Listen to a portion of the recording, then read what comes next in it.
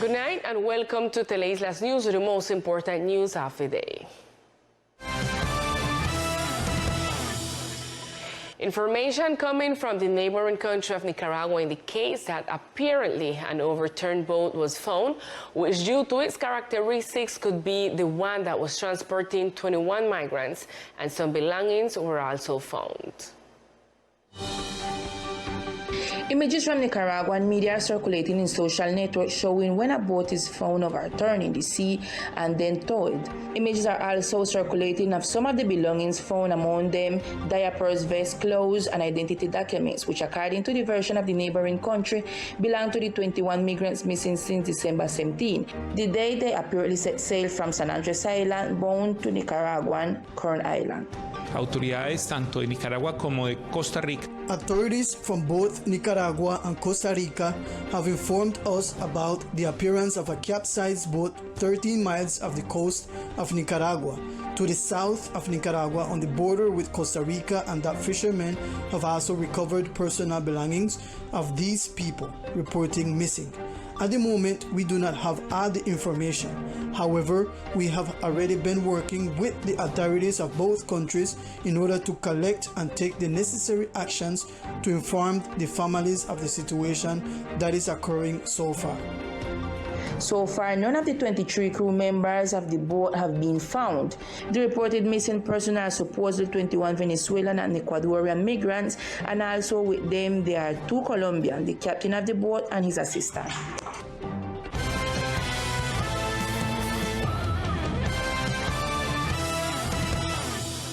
On the occasion of the end of the year vacations, the National Navy provides recommendations to enjoy the Sea of 7 colors responsibly and avoid accidents. The department is getting ready to receive a high number of visitors for the end of the year. For this reason, the National Navy provides safety recommendations for the entire community in order to avoid accidents at sea. This time of the year is quite crowded by tourists, and we have special meteorological and marine conditions which force us to take precautions at sea. For tourists, we recommend them to be responsible with the use of nautical boats such as pontoons, jet skis, kite surfs, all water sports, and not to get into bather zone to avoid accident at sea. In the case of fishermen with the restrictions that are starting at sea, we recommend them to take the necessary precautionary measures to avoid emergencies, to have their engines well organized, their security elements, and to have good fuel to avoid any special situation. The specific command of San Andres, Providence, and Santa Catalina invites the entire community to enjoy the Sea of 7 colors in a responsible manner and avoid entering the different beach areas drunk. Social Prosperity through the Familias en Acción office informs beneficiaries that the 6th and last delivery of incentive to participants of the Familias en Acción Youth Action and Tax Refund is now available. The Secretariat of Development informed the beneficiaries about the payment availability for the Family and Youth in Action programs and the tax reimbursement. Beneficiaries may consult the Social Prosperity page for days by department. Hoy queremos anunciarle a toda la comunidad de las islas que desde la Secretaría de Desarrollo Social a través del programa Familias en Acción hemos avanzado en el porcentaje de inscripción. Today we want to announce to the community of the islands that from the Secretariat of Social Development we have advanced in the percentage of registrations for the 4th cycle of the Families in Action program by 81.3% out of the 1,080 households or spending units that were targeted for the 4th cycle. This is important for the department because this is the program that operates the strategy for overcoming extreme poverty. Here it is also important to tell you that for the first time, the department is tracking and identifying how many households belong to the Rizal community in order to identify public spending aimed at overcoming the extreme poverty of the Rizal people. On the other hand, the official announced the dates for the payment of tax refunds, families and young people in action. Asimismo, queremos anunciar a la comunidad que desde el programa también de Familias en Acción y de... We also want to announce to to the community that from Families in Action and the tax refund, we will be from December 21st to January 10th, making the reimbursement of the subsidy of 80,000 pesos to the people. It is important that you keep this in mind so that you can make the respective collections. We also want to announce to the community of the islands that between December 21st and December 31st, the payments corresponding to the subsidy of Youth in Action will be made.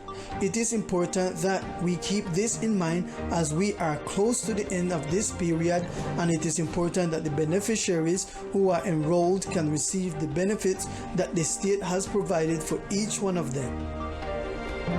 Participants may make payments through the following entities corresponding respectively. In the case of Families in Action program, through a FETI or the mobile application, the tax refund may be made through Superheroes, and in the case of Young People in Action, it will be available in DaviPlata and Davivienda. And the Secretary of Health seeks to finish the vaccination schemes available on the islands before the end of 2022. The Secretariat of Health invited the community of the archipelago to complete the vaccination schedule of the entire population, especially children under 5 years of age. The community is also recommended to get vaccinated against influenza and yellow fever if they are planning to travel abroad. Hemos estado trabajando arduamente en completar los esquemas de vacunación en los niños menores de 5 años. We have been working hard to complete the vaccination schedules for children under 5 years of age, bearing in mind that it is a difficult job to identify these children in different sectors that are distant, and many times their caregivers or parents have a hard time taking them to the IPSs to get vaccinated. Emphasize that we are in holiday season and that many national and international visitors are arriving to the islands, and we must have the community well protected so that we do not have diseases that can be prevented with vaccines. We have vaccination sites at the same institutions such as the hospital, the Centro Médico Insular, the police, and the army. And the invitation is that we continue to complete the vaccination schedules in our children and also in adults. The vaccines against influenza and yellow fever must be applied to those who will leave the island where they can be required. The call made by the Health Secretariat is due to the increase of national and international visitors that are arriving to the island and that could influence in the increase of cases of COVID-19 in the department. The Departmental Social State Enterprise Hospital invites the community to take care of their children and prevent them from handling gunpowder and ending up being victims. For this season, they are committed to zero burns in the archipelago. On the eve of the end of the year holidays, the health authorities provide recommendations and ask parents to care for and protect the little ones so they do not become victims of gunpowder. Aiming for a safe holiday season with zero burns, pediatrician Katie Juliet Castrillo makes the request to the entire community of the islands. We ask all parents to please be very careful with their children and avoid filling these beds at the hospital with burnt children, because the outcomes are usually fatal, and it is the responsibility of parents mainly and of us as a health entity to prevent these type of situations from occurring. Please, our call as a pediatrician and as a health entity is to take care and avoid the use of gunpowder. It is important for the SSE Departmental Hospital that during the end of the year celebrations there are no accidents and that the beds on the third floor of the pediatrician ward remain empty. The installation of digital terrestrial television in different sectors of the island is 95% complete, with benefit strata 1, 2, and 3 who will have free digital television. The Ministry of ICT, Telecaribe Regional Channel, and Teleislas Regional Channel executes the project of installation of 1,000 decos in the island of San Andres and Old Providence so that the community of Strata 1, 2, and 3 have digital terrestrial television service, since it is important that islanders are connected. That is why the authorities seek for the community to grow constantly in coverage. Ministerio Minty, Telecaribe, Teleislas. With the Ministry of ICT, Telecaribe, and Teleislas, 1,000 decals are being installed on the island of San Andres and Old Providence, of which 600 are for San Andres and 400 are for Providence. As of today, we already have 95% of the decals installed in the southern neighborhoods of San Andres, such as El Cibar, Tom Hooker, Cove, Barak, Barker's Hill. We were in the neighborhood of La Paz. The community action boards have called us, and they are organizing the group of families that correspond to Strata 1, 2, and 3 that are the beneficiaries of this project. We have been in Rock Crusher, Ciudad Paraíso. Today we are going to cover Los Amigos and all these sectors that are far from the downtown area, and they are asking us to collaborate with the DTTS. According to Carlos Cubillos, the contractor executor of the project that performs the installation of the DTT, the community is satisfied to have digital television since they can watch their favorite channels and from the island in high definition. And at this time of the night, we continue with Millicent O'Neill and the news of the municipality of Old Providence and Santa Catalina. Good evening to all our viewers. This is the most relevant information from Old Providence and Catalina. In an effort to improve relations with the Artisanal Fishermen's Guild, members of the Navy and the Port Captaincy sat down with the Fishermen's Federation to discuss different issues. In recent days, members of the Navy met with the Federation of Fishermen to talk about tasks or actions that could be taken in order to improve relations and ensure the safety of fishermen on the island. We are going to be working hard on the development of the artisanal fishing in the area and also verify what is happening with the topic of closed seasons, production, look at how the whole ecological theme is developing, how the issue of queen conch and lobster is developing, what other species are arriving here in the sector, and also work on the whole issue of security. The leader of the Federation of Fishermen, Edgar J., said that they are in a process of articulation directly with the institutions to avoid intermediates of political class. With the Navy, we have been establishing relations in order to optimize the recognition of the Federation by them and the recognition of the need for the authorities to fulfill their role according to the constitutional mandate. We continue the confidence and belief between the Army and the fishermen. We don't lose that. We continue the support we got with them after 2 weeks. And so that is the idea. We continue believing in them, and just like how they're supposed to believe in we like fishermen. During the meeting, several tasks were gathered that will be worked on for the next months.